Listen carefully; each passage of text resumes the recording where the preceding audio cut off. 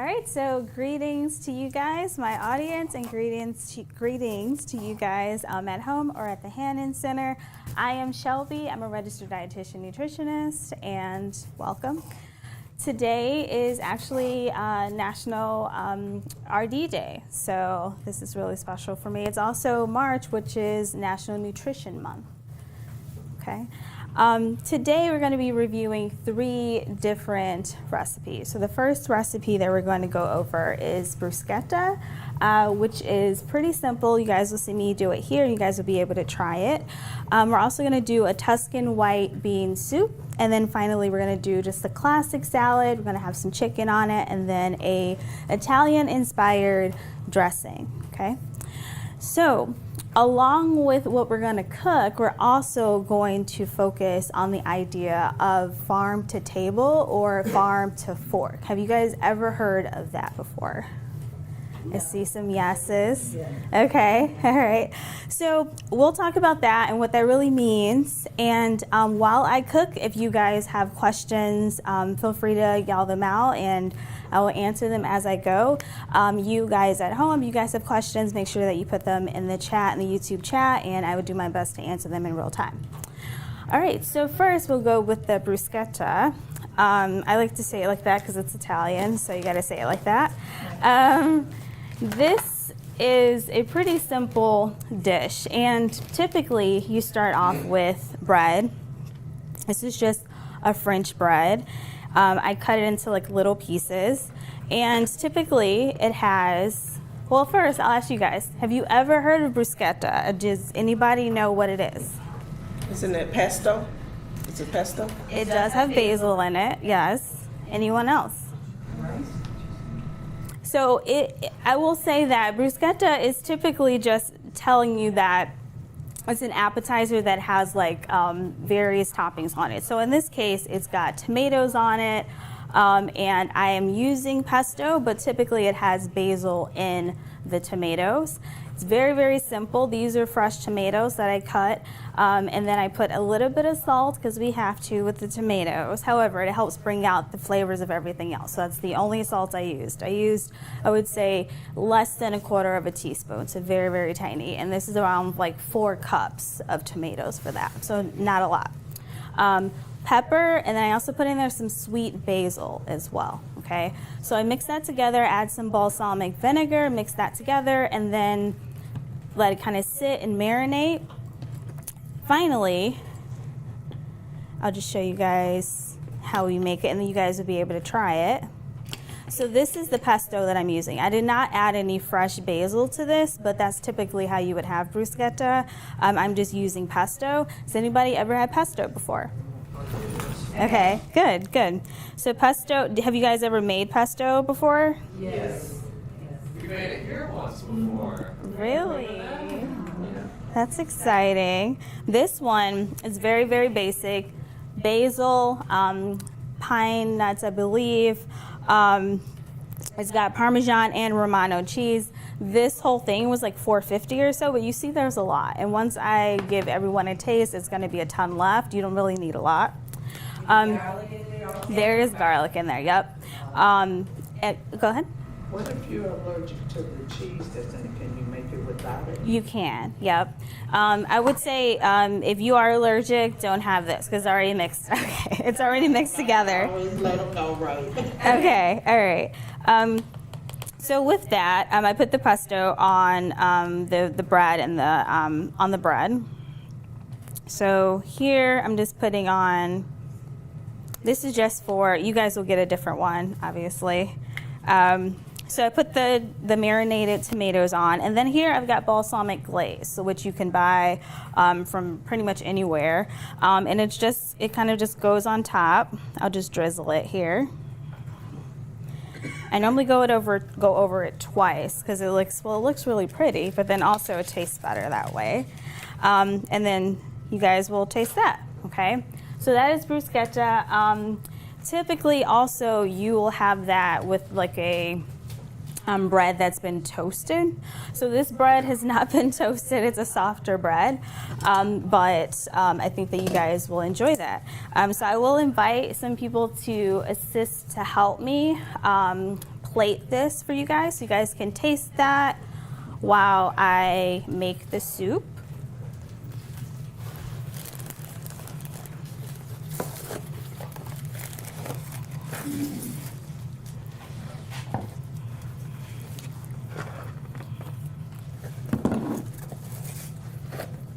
Any questions before we get started with the soup? It's a white bean soup.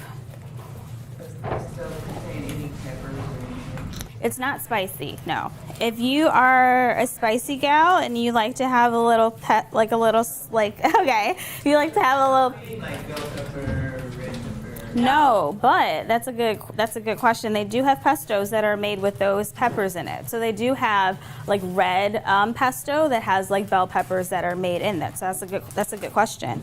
If you were to make your own pesto, I would say you can do bell peppers in there, and taste and see how you like it. That's pretty much the epitome of recipe testing. So.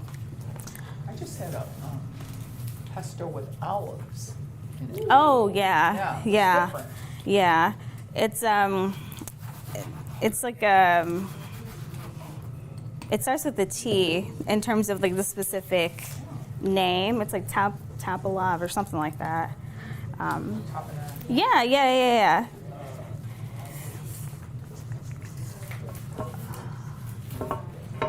So I'm just heating up here my pan. Gonna heat up a little bit so it goes a little quicker. You guys are getting the recipe right now for what I'm making.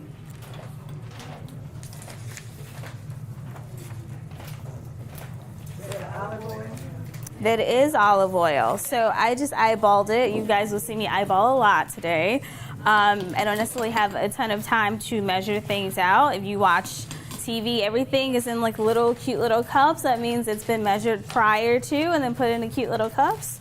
But this case, I'm just eyeballing it, but I trust that you guys have all cooked something in the past. Yes? Yes? Okay. So, with that, I trust that when I eyeball things, you guys know that it's an estimate. Okay. All right. So we're heating this up here. Heats up quick. All right, so the first thing is to saute your aromatics, right? So your aromatics are gonna be your onions. In this case, it's onions, it's shallots. So I'm gonna add that. I wanted it to sizzle for you guys. That way you can say, ooh. All right.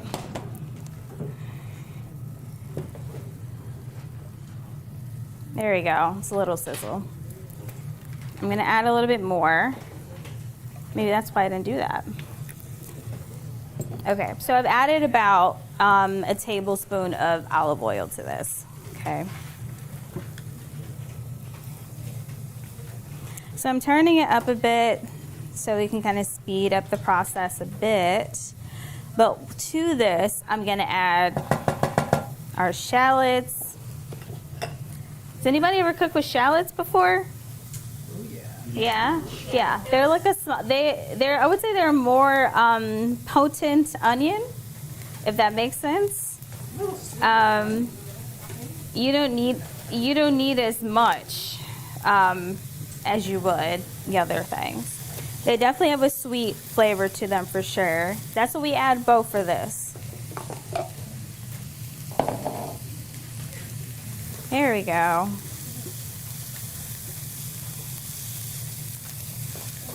So you guys will be able to smell everything. Unfortunately, you guys at home won't be able to, but you can visualize. All right. So I'm still on instruction number 1 where it says to saute this.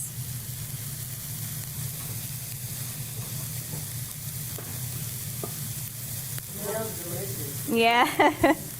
I would say if you want to trick people into thinking, if you can't cook and you want to trick people into that you can cook, just cook some onions and garlic, and they would be like, "Oh my gosh, you can cook." It's so true. It's so true.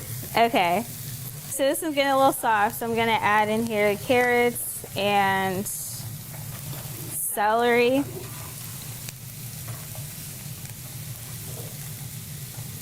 This is not it doesn't take very long to make soup in general, especially once you add the liquid medium, which we're gonna add broth.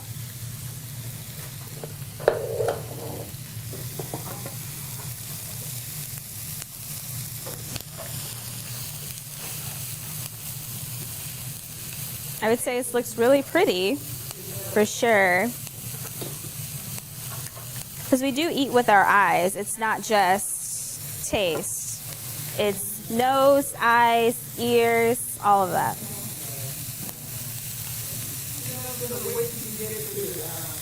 Broth, but it says 6 cups of vegetable or broth from this Italian penicillin soup. Yeah, so we do not have that. I did not make that. That is typically just a broth that has a lot of different flavorings. It's called Italian penicillin just because of what they put in there. It's like they encourage you guys to taste that if you were to make that if you were like sick or something, to kind of help you feel better. But we don't have that today. So no Italian penicillin today, but we do have, I have a hearty vegetable broth, and then I have just a cooking stock. And we're gonna add 8 cups instead of the 6. So it's gonna be a bit of a brothier soup, which I think will be fine. Okay.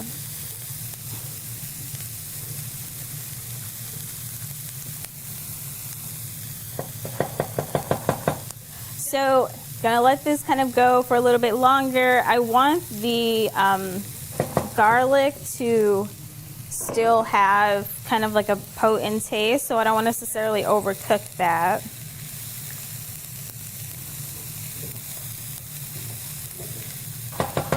Okay, so then it says add our beans and our broth is number 3. So here are our beans, and so I'm gonna add to this beans that I've already rinsed off. So if you have any type of like canned good, make sure you pour out the packing fluid, because that's what it is. And then, go ahead. I wanted to ask if you use the fresh beans and not the canned beans, should you cook the beans first? Should you make sure that they're soft before you put them in the food? No, that's a good question. Yes. Yes. If you had dried beans, you would just cook it longer.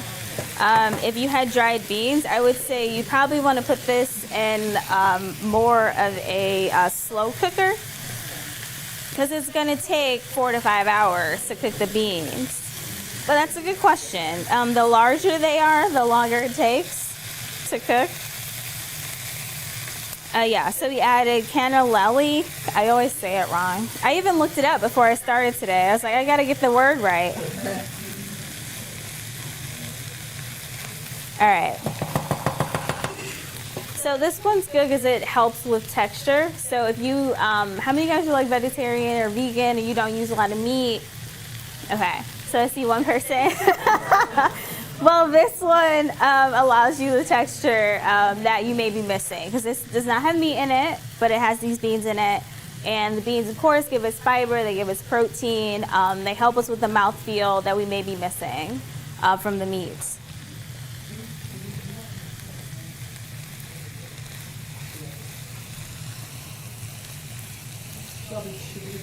Yes, yes. All right, so you guys are getting the bruschetta. You guys can tell me how you like it. It's really, really fresh, like I said. We've done the balsamic kind of glaze on top. Fresh tomatoes, pesto, all of its fresh flavors.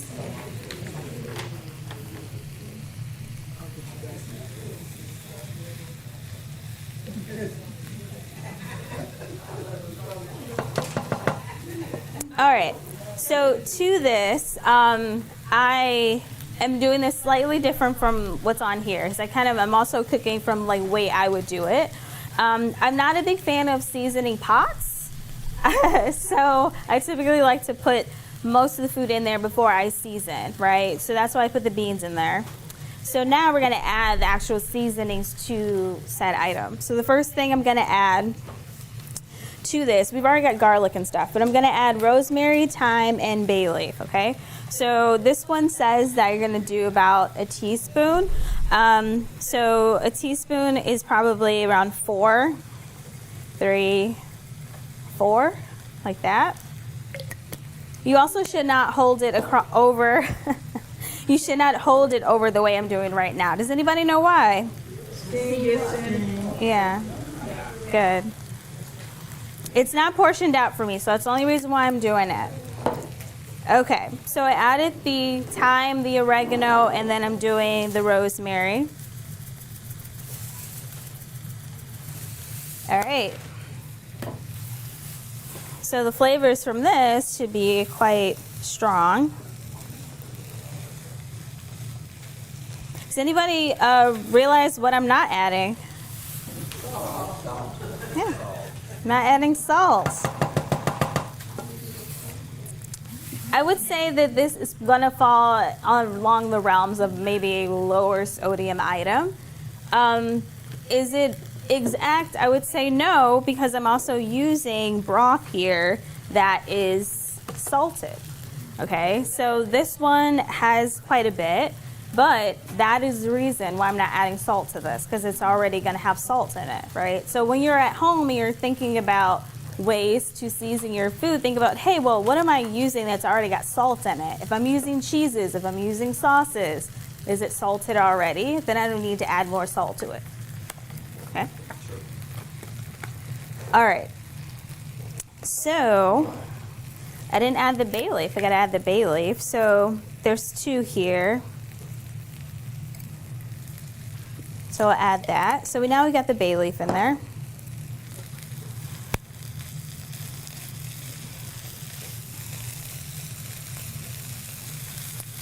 Okay. So to this, now I'm going to add in the broth. So I'm going to add it directly to here. The whole thing is, this is 4 cups, so that's why I don't have to measure it.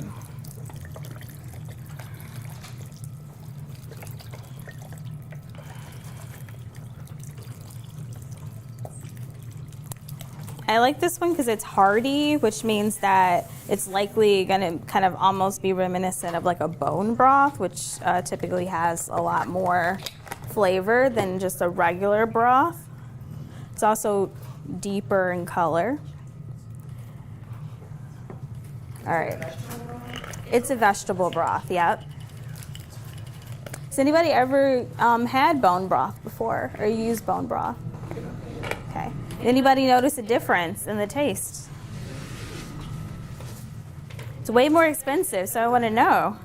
Okay. At the Pilates studio I go to, they sell bone broth. And people order bone broth all the time. I know. It's made, what happens is you can actually make it yourself. So if have like bones, animal bones, it sounds like really grotesque, but if you have animal bones, you can leach them by putting them in some type of water and then seasoning the water by adding different types of flavor profiles, so like herbs, spices, all of that, and essentially put it in like a low simmer and let it really just leach into the water, the bones itself.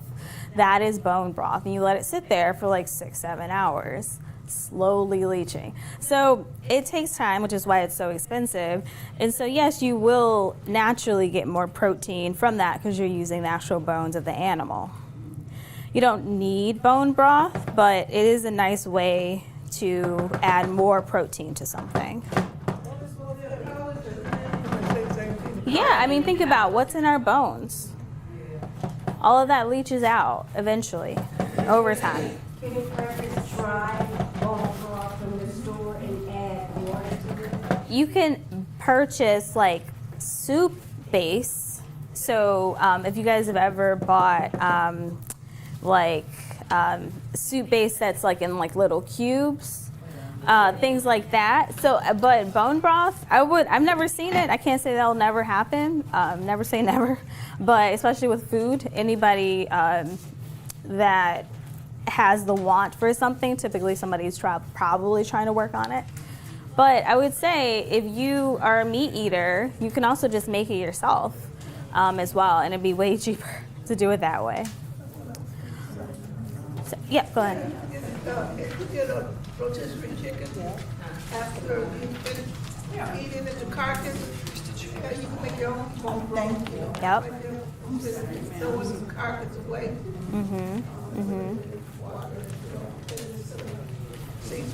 Yep, exactly.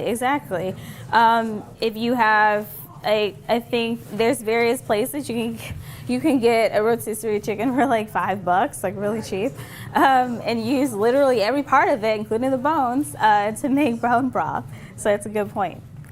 So you use both of those in there? I did. So I used both. I did not use all of it. I'm gonna see how this goes. There's not necessarily I thought it would be more of you guys, so there's not as many. So I don't necessarily have to put as much broth in here. So it'll be more of a stew, which I think you guys might enjoy as well. So I added all of the flavorings to this, and this takes around like 20 minutes. The next part of this is blending it. I'm not going to do that, so instead I brought this. I'm going to mash half of it and then mix it together. So that is, I would say, the old school way of doing it, instead of putting it in a blender. It's also less work on you to have to like clean that out, things like that. So yeah, so we are gonna wait till this boils really, and then I'll turn it down to a simmer. How did the Bruschetta, go ahead. And then if you like your soup with more texture, you don't have the mashing it would be better than. Oh yeah.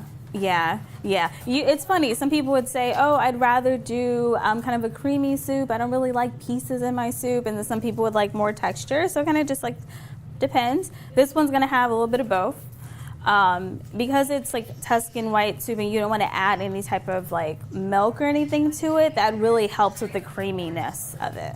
Okay, so we'll wait till this boils. I'll turn it back, I'll turn it down, then I'll mash it, and then I'm going to remove the bay leaf that's in here.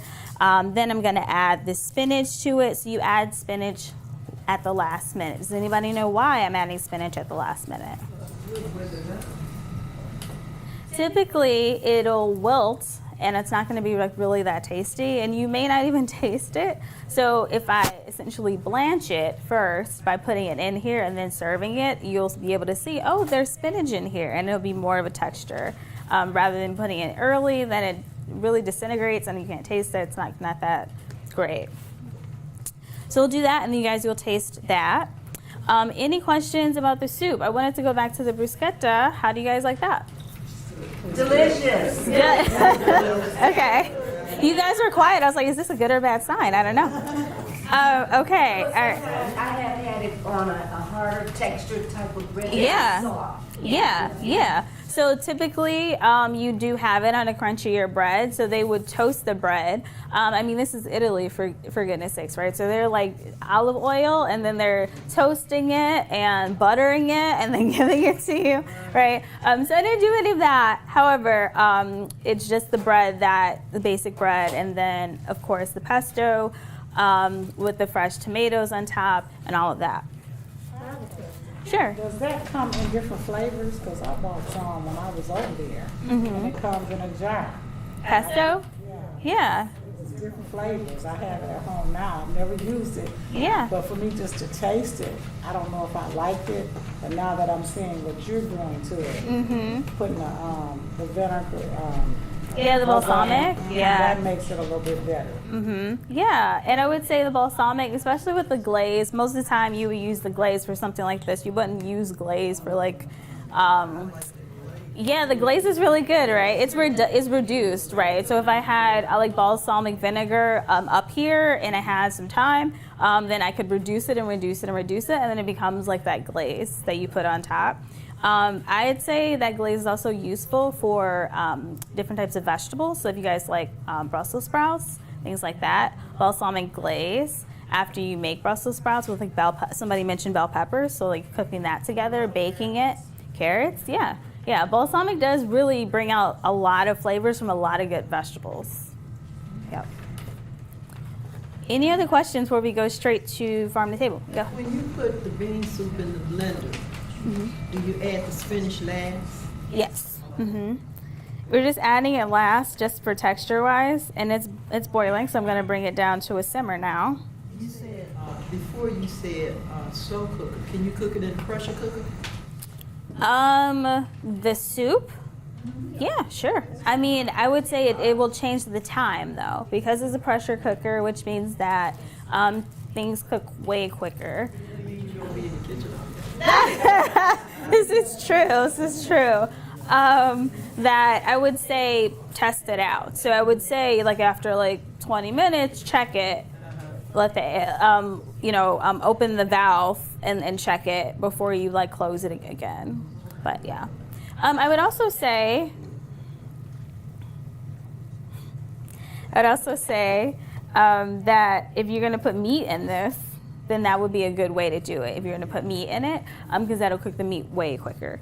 All right, so this is going. I turned it down. It's like really boiling, guys. Okay. I'm doing that so it doesn't boil over. All right. So when it comes to farm to table, when I say that, what comes to mind when I say farm to table? Fresh vegetables. Good. From the garden. From the garden to the house, right? And I think it's from the farm to the house. Good. And so when we talk about farm to table or farm to fork strategy, what we're looking at is a global approach to how we consume foods. So this is all over the world. It's not just founded here in America. Typically, you would see various countries cook their own food, bring it in, make it, cultivate it over time. So I'm glad that we're kind of getting back to that because it's really important. When you look at the foods that we're getting from our farms, it's going to be helpful to emphasize that it's also fresh, of course, good quality, it's saving our environment, it supports local economies. Eastern Market, you guys get fruits and vegetables from there. And so it helps to also reduce our carbon footprint, all of that, right? So trying to promote more of an eco-friendly food system within our environment, right? So that is the idea of farm to table.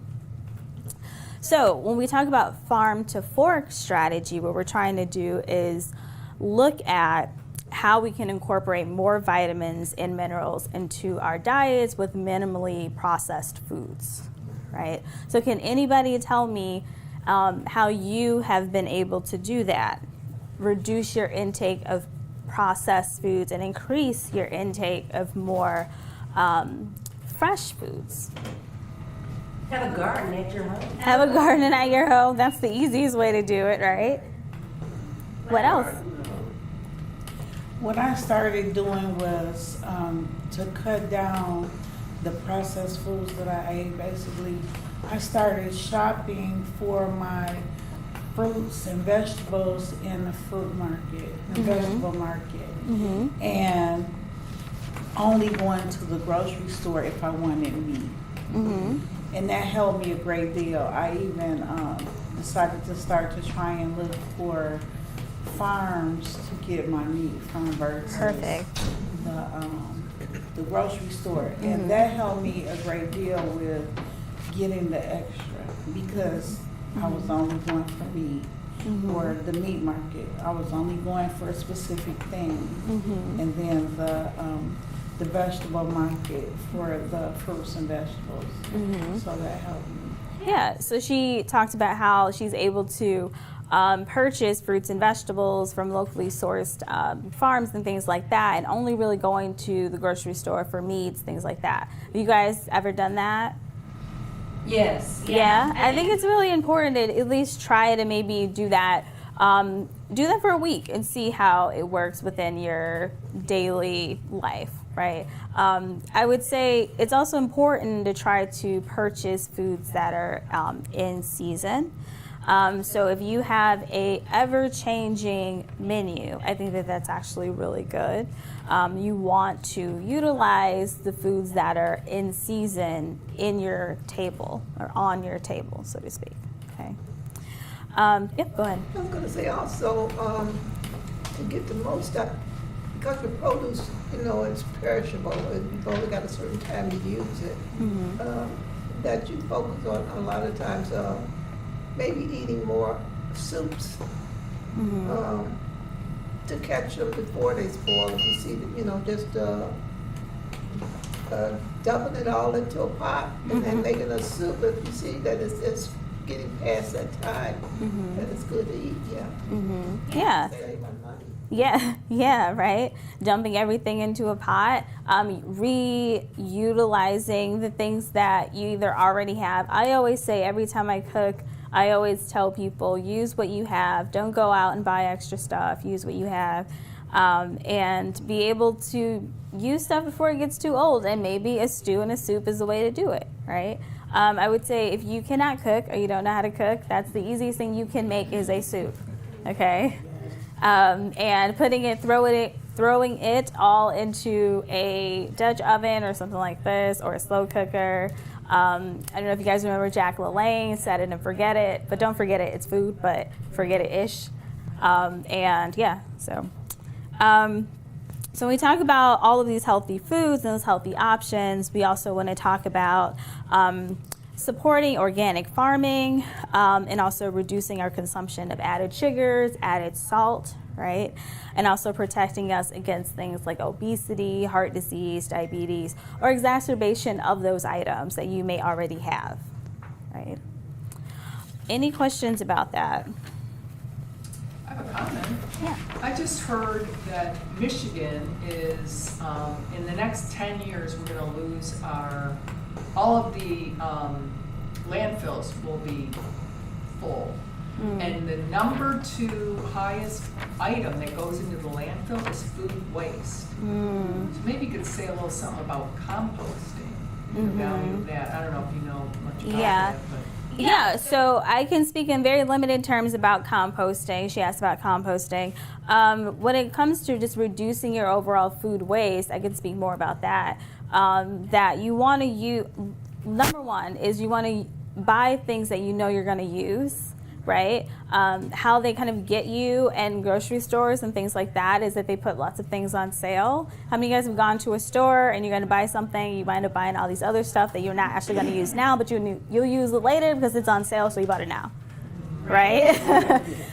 So use what you know you're going to utilize and buy in the moment. Also buying fresh foods and vegetables from locally sourced places helps reduce food waste, because you're also helping the farmers too. Because to be honest, if they do not sell it, what do you guys think happens to it if they don't sell it?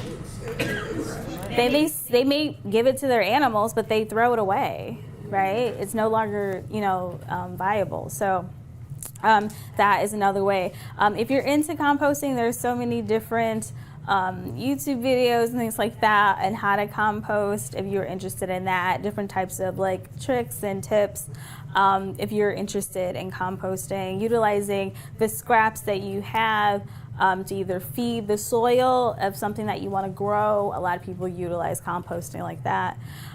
If you have if you recycle, that's kind of a different way of composting, but you're just really recycling all of like your metals and plastics and cans and things like that. Yep. I just wanted to make a comment. I used to work in the schools, and they threw so much food away. It was ridiculous because the kids don't eat it. So all that food is going into the landfills because they don't even give it to the homeless, even if it's good food. And this is over a period of 20, 30 years, and that's a long time for kids that don't eat it, and they need programs like this so people can become aware of what kids need and people need as far as nutrition and what it's doing to our environment. Yeah, it's environmentally friendly to buy local. It's also really important to encourage people to do farm to table so they understand really where their food comes from, how it's even grown. Some people don't even realize that things come from seeds. They think they just appear. And so that's not really how it goes. So it takes time and effort. Farmers spend hours and hours on doing these things. So think about it. They're spending hours and hours on cultivating these plants, putting these foods together. The foods are then prepared and filtered, and all these things happen. And then they make specific items that kids eat or not eat if they're throwing them away, and then they throw them away, and then you've got this huge waste, right? So we're trying to kind of like stop this cycle that we have, right? So I think that's also where the farm to table comes into play, because you're also trying to stop it, at least here, so it doesn't continue, right? Because history is cyclical, right? It continues if no one kind of goes in and stops it. So Also, some foods like celery, things that you can buy, from the market, instead of throwing away that part that you cut off, you can grow it, Yeah. and build it, That's a form of composting. Yeah, just cutting off what you don't. I don't know if you guys have ever seen it, like green onions. Like people would take like the bottom of that, put it in water, and then regrow it. You can do that pretty much with anything because it's the roots, right? So garlic, onion, any of those things. I would say like test it and try it. If anything, it's a project, so you can test it every day, look at it every day. If you guys have plants, it kind of becomes your pet. You're checking on it every day. You're making sure it doesn't die and all of that. Yeah. Yes, regarding composting, in my area, we do have raccoons, we have squirrels, we have groundhogs, possums. Yeah. So in the past, I have tried open composting with the pallets. Okay, but the animals still get into those openings on the pallets. So now what I'm doing is I have a closed container Right. with a lid for my composting. It's something that's round and I can rotate it. But do you have any suggestions for keeping those animals away from the compost? Also, do you compost pasta? No, pasta's too good to compost. I can't compost pasta. We should compost pasta though, yeah. I can't say anything outside of using a chemical, which we shouldn't do, to keep animals away. I mean, we live in Michigan, right? So we get everything from deer to possums and raccoons. Yeah, I feel like this is also a struggle that a lot of farmers deal with in general, which is why we have Monsanto and other places like that, and they use the chemicals because they say, okay, well, we want to have the greenest and the best without having the pests, but then you got to think about using these chemicals can hurt those pests, so to speak, right? That's why organic farming is so important, because they're not utilizing those things. They're using safer methods of farming. It does take a lot more intention and patience and all those things. I wish I had more ideas on how to keep. Yeah, go ahead. For bugs, you can take the Irish Spring soap. Oh. Yeah, that's good to put, like, the shavings around. Irish Spring soap. They don't like that real strong smell. Oh. Those little gnats and little mosquitoes and things. That sounds like a southern thing. Like I feel like a lot of people in the South know how to like keep all that, in check. All right. So this is boiled for a bit, but then finally calmed down for me. So I'm going to turn it up a bit. I'm going to mix it, and I'm going to take out the bay leaf.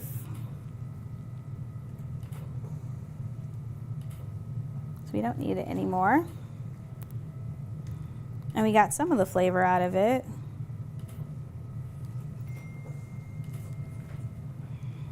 I have a comment while you're doing that. Sure. These recipes that have been used, because I can remember my mother being in the kitchen cooking for hours, and you're talking about soup in 40 minutes. that makes me want to cook. It's not Yeah. going to take me all day, so that's a good thing. Yeah. I mean, that's why Rachel Ray got so famous. She was like, oh, I'm going to put together a meal in 30 minutes, right? If you can make a full meal that is substantial enough that people like in quick amounts of time, then people would want to cook. I think part of the reason why people don't want to cook is they think it takes so long, right? So what I'm doing right now is I've got the potato masher and I'm just kind of mashing the beans. They've been cooking long enough that they should mash pretty easily. Now, is this going to be the same as me putting it in a blender? No. But it'll help with the creaminess in some ways.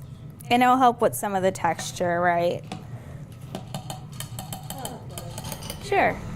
The nutritional value of the food that you're cooking today and the things that you're giving us, because I know we have so many additives that's put into our foods that it becomes not nutritional.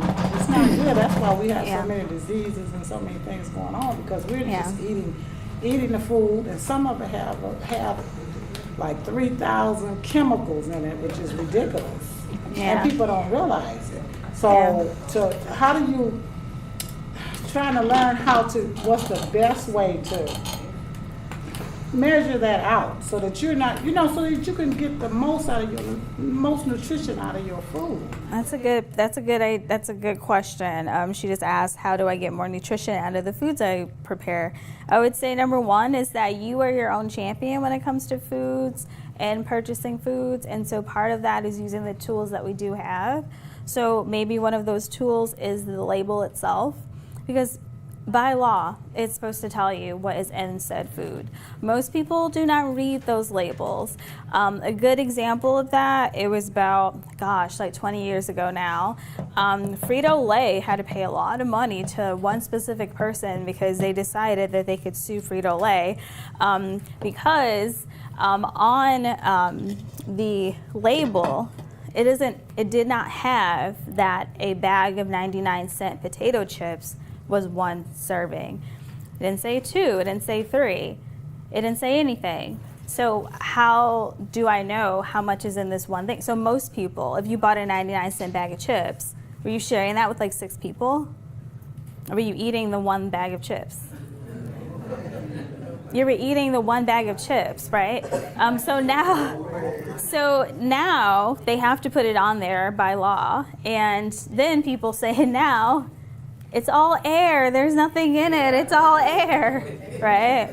Well, it's one serving now, right? So really just utilizing the tools like labels and things like that. And I always tell anybody that talks to me about food and how to choose it, you want to choose foods that are closest to the ground as possible, and try and limit foods that are going to be, of course, ultra processed, because there's levels of processing. I hate to break it to you guys, but everything we eat is processed. Doesn't mean it's bad, it's just levels to it. There's 6 different levels to it. Ultra processed is what we try to limit, and can anybody guess what's ultra processed? Yep. More than 4 or 5 ingredients. Ultra processed is our cookies, cakes, hot dogs, cookies, cakes, packages, all of that, right? If you can go and buy it and eat it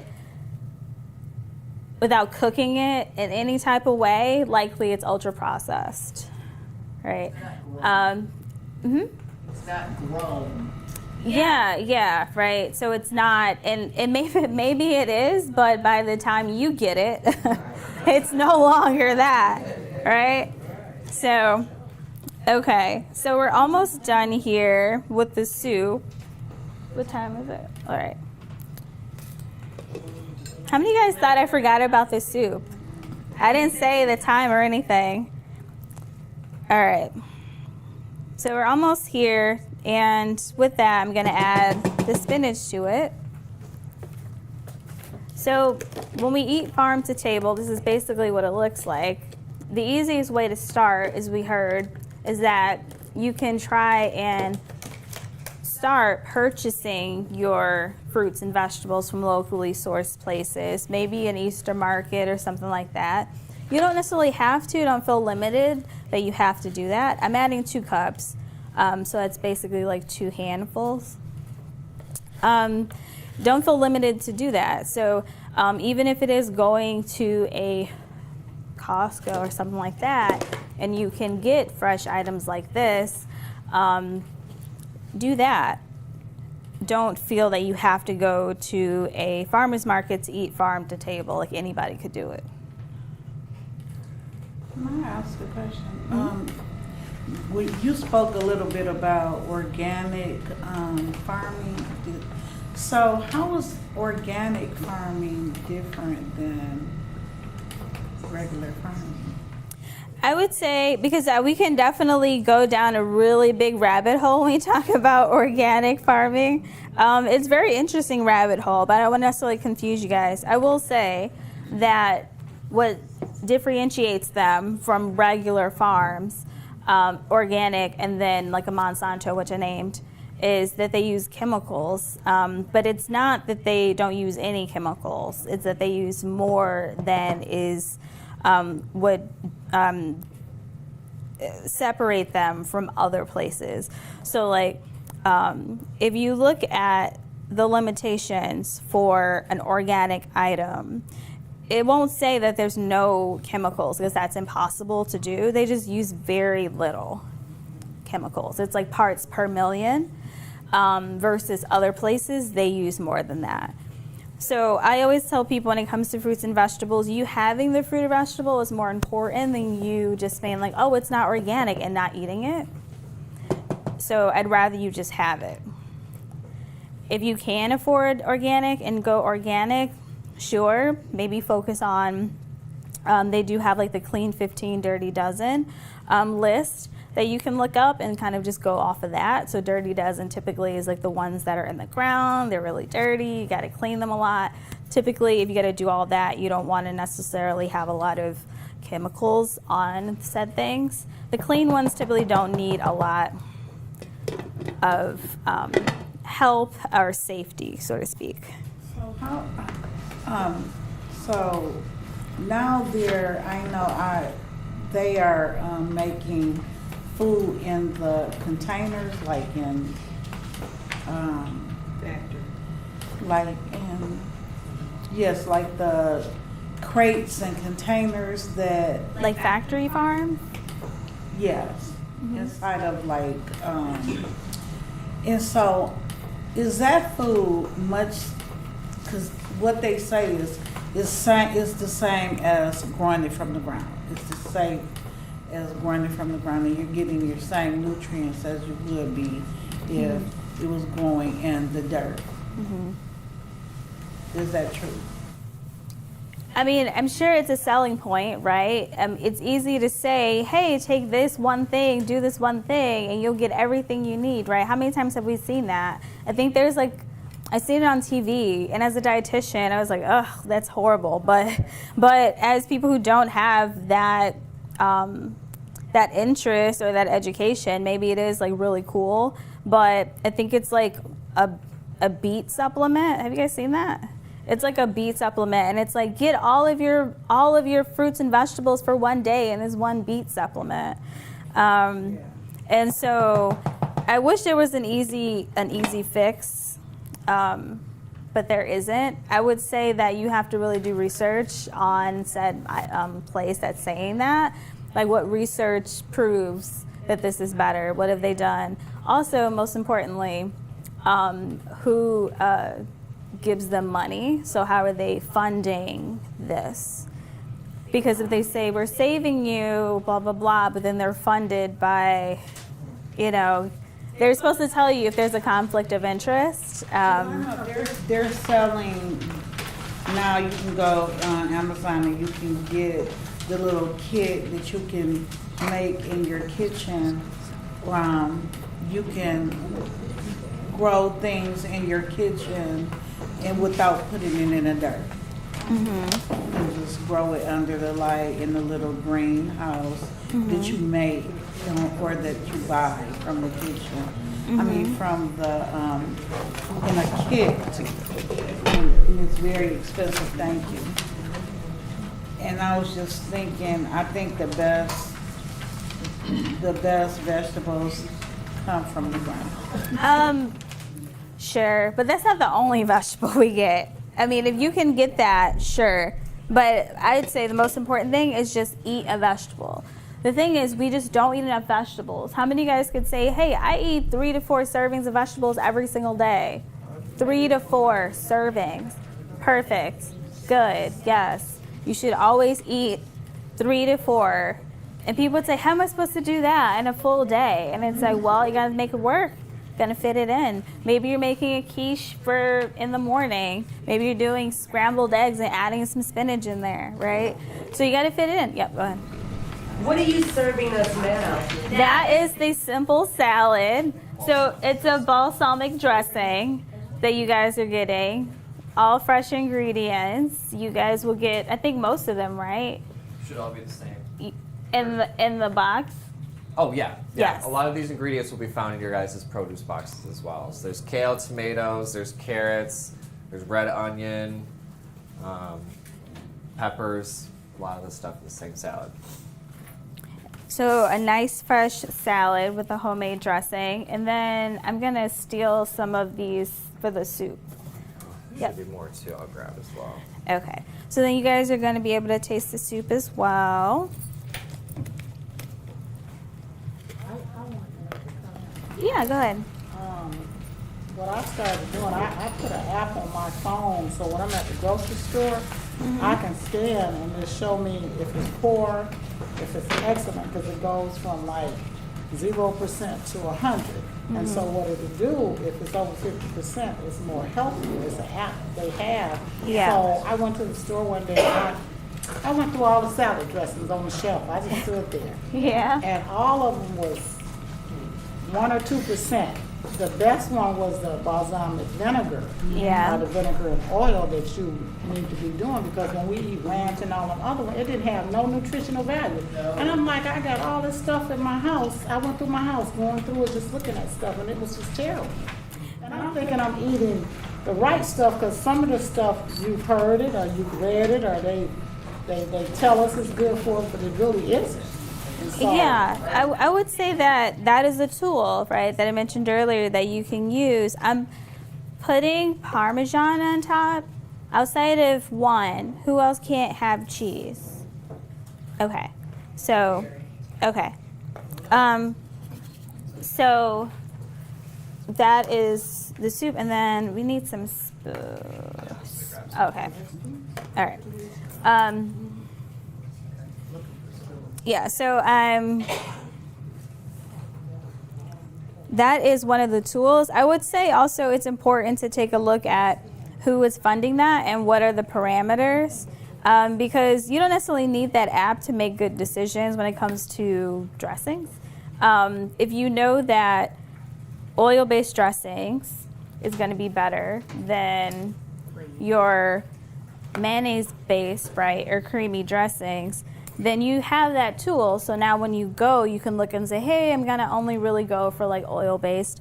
And then also, if you want to do a creamy base or mayonnaise base, you can also make that yourself. I make ranch dressing all the time, but I don't buy it because I can just make it myself, and that way I can control what's in it, right? So I make Caesar dressing. I use plain Greek yogurt as the base instead of mayonnaise, right? So I would say any type of dressing, because Jake was able to make this, dressing is very easy to make.